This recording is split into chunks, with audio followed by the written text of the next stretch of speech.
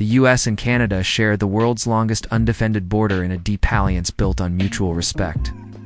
This relationship is a model of cooperation. It's about people, families, friends, and neighbors crossing the border. We care for each other's teams and stand together in crisis. From NORAD to trade, the interdependence is immense. Disagreements test the partnership, but rust endures. The Alaska Highway is more than a road. It's a living monumento, the US-Canada alliance. It's built in 1942 as a military necessity during World War I. It was a joint effort to defend the continent. In just 8 months, US and Canadian teams carved a vital supply route through brutal terrain. After Thur, the highway became Alaska's economic lifeline, connecting it to Theris of North America. For Alaskans, it's not a scenic detour. It's their connection.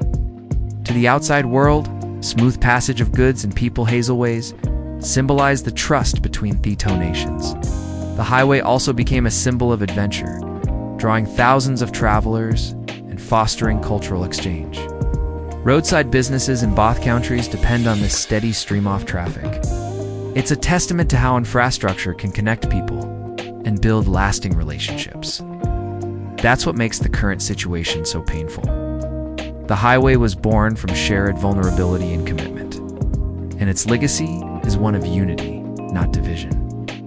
The idea that this vital corridor could be restricted was once unthinkable. Now that legacy is at risk.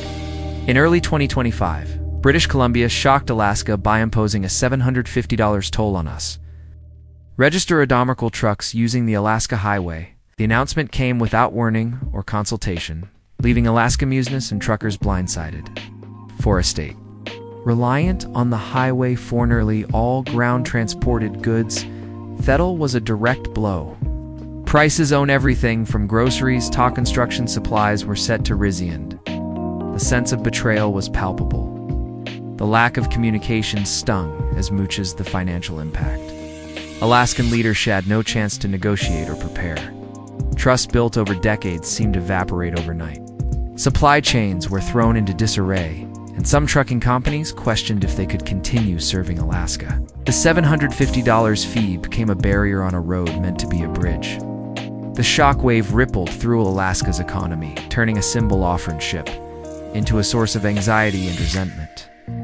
A single decision had upended a long-standing partnership. Alaskans see the toll as unjust, a violation of the highway's historic spirit. They argue the Alaska Highway is a unique international corridor built for mutual benefit and defense. Taxing commerce, it was meant to facilitate feels like a betrayal. The toll targets U.S. trucks, making it feel like a tax on Alaska's economy. Alaskans point out they already support BC community assure fuel, lodging, and services.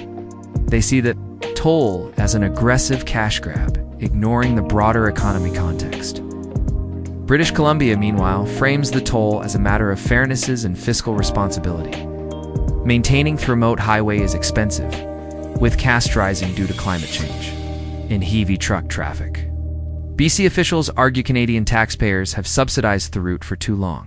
Say U.S. trucks cause the most wear and tear, so it's only fair they contribute. Toll roads are common worldwide, and BC insists this is a standard user pay principle. Claim the decision isn't hostile, but necessary to keep the highway safe and reliable. For BC, it's a practicalogist into modern realities, not a betrayal of history.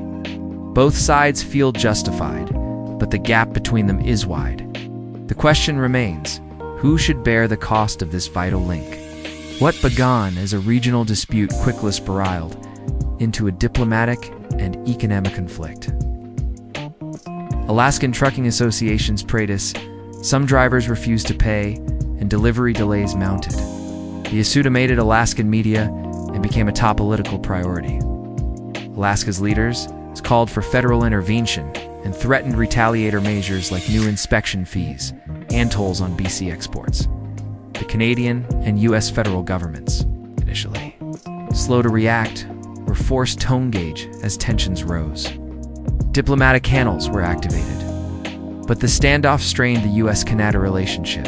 Businesses on both sides grew anxious as threat of a wider trade war loomed. A localized dispute now, threatened billions in cross-border commerce. The standoff showed how quickly a lack of communication can endanger even the strongest partnerships. A single road had become the Fault Line 9, a century-old alliance. The consequences of this dispute reach far beyond Alaska's grocery prices. USA-Canada trade relationship is one of the world's largest and most integrated.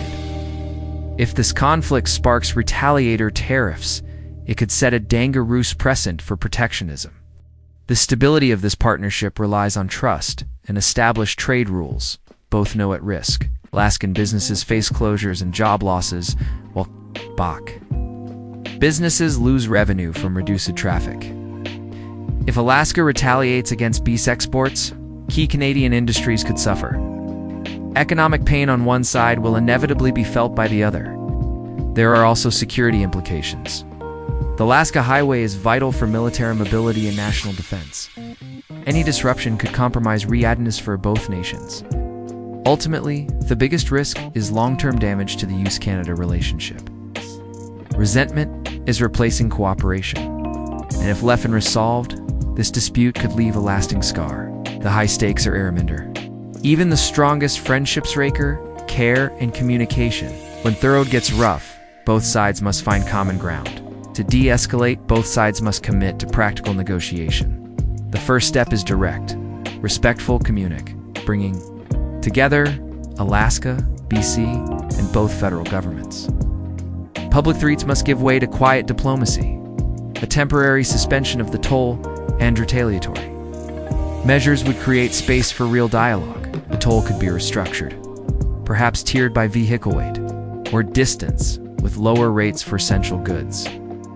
An annual pass for frequent users could ease the burden on Alaskan truckers. A joint infrastructure and supported by both countries could maintain the highway as a shared asset. Any solution must be built on shared benefit and sacrifice. Both sides need to acknowledge the highway's unique role and each other's needs. The goal: keep the Alaska Highway open, reliable, and a symbol of partnership for generations. The Alaska Highway was built to unite to allies in a time of crisis. For over 80 years, it's been a symbol of US-Canada friendship. The current dispute threatens to turn that symbol into a source of division. Rebuilding trust will require more than a financial fix. It demands renewed commitment. To communication and cooperation, leaders must remember their decisions affect real people. Truckers, business owners, families. The goal isn't to win, but to solve the problem and strengthen the partnership. This crisis is a wake-up call. Even close friends can stumble without consultation.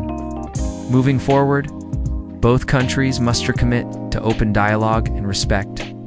The Alaska Highway should unite, not divide. It must remain a lasting bridge between two great nations.